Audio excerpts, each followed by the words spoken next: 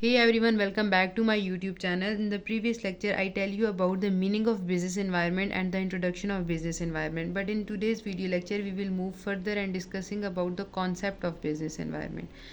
Let's say in general sense, all the businesses aim to achieve multiple objective. अगर general sense में बात की जाए तो जितने भी बिजनेस है उनका जो मेन मकसद होता है वो अपने मल्टीपल ऑब्जेक्टिव्स को अचीव करना होता है. जितने भी बिजनेस हैं उनके मैनेजर्स को चाहिए कि वो सबसे पहले अपने इंपॉर्टेंट ऑब्जेक्टिव्स को आइडेंटिफाई करें, like survival, stability, growth, profitability, efficiency and then innovation. कि जो बिज़नेस के मैनेजर्स हैं are being an owner of a business, उनका जो पहला ऑब्जेक्टिव होता है वो बिज़नेस को सर्वाइव करवाना होता है. उसके बाद उसमें स्टेबिलिटी लाना होता है. अगर आपका बिज़नेस सर्वाइव कर रहे है और स्टेबल भी है तो आप चाहते हैं आपका बिज़नेस ग्रो करे, आपके बिज़नेस की डिफरेंट ब्रांचेस ओपन हो, आपका बिज़नेस मल्टीपल प्रोडक्ट्स ऑफर करे और मल्टीपल सर्विसेज सोसाइटी को प्रोवाइड करे, और फिर आपका बिज़नेस आपको प्रॉफिट भी दे, एफिशिएंसी भी आए इसमें 100%. तो इसके लिए ज़रूरी है कि आपको अपने बिज़नेस में इनोवेशन लानी है. अब जितने भी मार्केट में गाड़ियाँ हैं, मोबाइल फ़ोन्स हैं, वो अपना न्यू वर्जन लॉन्च करते हैं, अपनी लेटेस्ट वर्जन देते हैं. इसे कहते हैं इनोवेशन. मतलब कि अपनी पुरानी कमियों को दूर करके मार्केट में न्यू प्रोडक्ट लॉन्च करना इनोवेशन कहलाता है. इसी की वजह से कस्टमर्स आपका प्रोडक्ट ख़रीदते हैं. अदरवाइज़ आपका जो प्रोडक्ट है वो मार्केट में ऑब्सोलीट हो जाता है, आप मार्केट से बाहर हो जाते हैं और आपके कंपेटिटर्स आपसे आगे निकल जाते हैं. तो बीइंग अ बिज़नेस मैनेजर आपकी जो सबसे पहली रिस्पॉन्सिबिलिटी होती है वो ये है कि आप अपने ऑब्जेक्टिव्स को आइडेंटिफाई करें और फिर उसके अकॉर्डिंग फंक्शनिंग करें. Enterprises need to balance these objective. Enterprises को चाहिए कि वो अपने जो ऑब्जेक्टिव्स हैं, stability, profitability, growth, survival, efficiency, इनमें एक बैलेंस क्रिएट करे.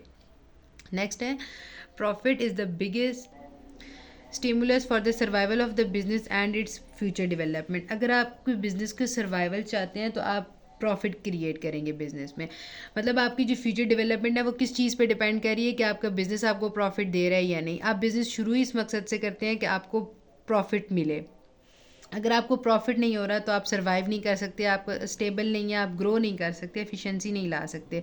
तो इन सब के लिए ज़रूरी है कि आपका बिज़नेस जो है वो प्रॉफिटेबल हो. प्रॉफिटेबिलिटी एक सबसे इंपॉर्टेंट फैक्टर है बिज़नेस के सर्वाइवल में. There is always a risk involve in business and profit is reward for taking the risk. ये बात आपने हर जगह सुनी है कि बिज़नेस शुरू करना एक रिस्क है, आप रिस्क लेके बिज़नेस शुरू करते हैं. लेकिन अगर आपने रिस्क लिया और बिज़नेस स्टार्ट किया और उसके रिटर्न में आपको प्रॉफिट नहीं मिल रहा तो उसका मतलब है कि आपका बिज़नेस जो है वो कैपेबल नहीं है प्रॉफिट क्रिएट करने के. आप सर्वाइव नहीं कर सकते मार्केट में. तो जो रिस्क है बिज़नेस का, जो रिस्क है उसका रिवार्ड क्या है? प्रॉफिट है. अगर प्रॉफिट है तो आप सर्वाइव भी कर रहे हैं और अपने ऑब्जेक्टिव्स को अचीव भी कर रहे हैं. अगर आप रिस्क को ओवरकम नहीं कर सकते तो उसका मतलब है कि आप सर्वाइवल के काबिल नहीं हैं. Business can be established, but it is difficult to survive in the competitive world where whole world is one market. Business को establish करना और उसको survive करना easy है, लेकिन एक competitive environment में उसको survive करवाते रहना ये एक difficult task है. स्पेशली वहाँ जहाँ पे हर जगह कंपटीशन है. आजकल बिजनेस एनवायरनमेंट में तो हर जगह कंपटीशन है, हर कोई एक दूसरे से compete कर रहा है. अगर उस एनवायरनमेंट में आप अपने बिजनेस को सर्वाइव करवा रहे हैं और compete कर रहे हैं तो इसका मतलब है कि आपका बिजनेस जो है वो सर्वाइव कर रहा है, अदरवाइज़ आपका बिजनेस कैपेबल नहीं है. So it is important to scan the business. तो स्कैन द इन्वायरमेंट. तो सबसे पहले बिजनेस के लिए ज़रूरी है कि वो अपने इन्वायरमेंट को स्कैन करे, अपने इन्वायरमेंट को जाने कि उसका इन्वायरमेंट किस नेचर का और किस चीज़ की डिमांड कर रहा है. Environment refers to all the external forces which affect the functioning of the business. अब environment हर उस external force को कहता है जो बिज़नेस की फंक्शनिंग पे इफेक्ट करते हैं. मतलब कि बिज़नेस पर जितने भी एक्सटर्नल फैक्टर्स इफेक्ट करते हैं उसकी फंक्शनिंग पे इधर पॉजिटिवली इफेक्ट कर रहे हैं या नेगेटिवली इफेक्ट कर रहे हैं, वो उसका एनवायरनमेंट है. बिज़नेस का एनवायरनमेंट क्या है? उसकी जितनी भी सराउंडिंग है वो उसका एनवायरनमेंट है. आपको मैंने पहले भी बताया था कि बिज़नेस पे हमेशा दो तरह के फैक्टर्स इफेक्ट करते हैं. एक इंटरनल फैक्टर्स होते हैं, एक एक्सटर्नल फैक्टर्स होते हैं. इंटरनल फैक्टर्स बिज़नेस को इंटरनली इफेक्ट करते हैं, मतलब वो उसकी मिस मैनेजमेंट की वजह से होते हैं या मिस अप्रोप्रिएशन की वजह से क्रिएट होते हैं, तो उन्हें बिज़नेस ओवरकम कर सकता है. लेकिन जो एक्सटर्नल फैक्टर्स होते हैं वो एक्सटर्नल फोर्सेस के थ्रू बिज़नेस के ऊपर इंप्लीमेंट करते हैं. बिज़नेस उनको ओवरकम नहीं कर सकता क्योंकि ये सिस्टमैटिक वे से बिज़नेस के ऊपर इंप्लीमेंट होते हैं. तो आपने अपने एक्सटर्नल फैक्टर्स को अपने लिए एक्सेप्टेबल बनाना है. अगर आप अपने एक्सटर्नल फैक्टर्स को अपने लिए एक्सेप्टेबल बनाते हैं एक मखसूस लिमिट तक तो उसका मतलब है आप अपने बिज़नेस को सर्वाइव करवा रहे हैं.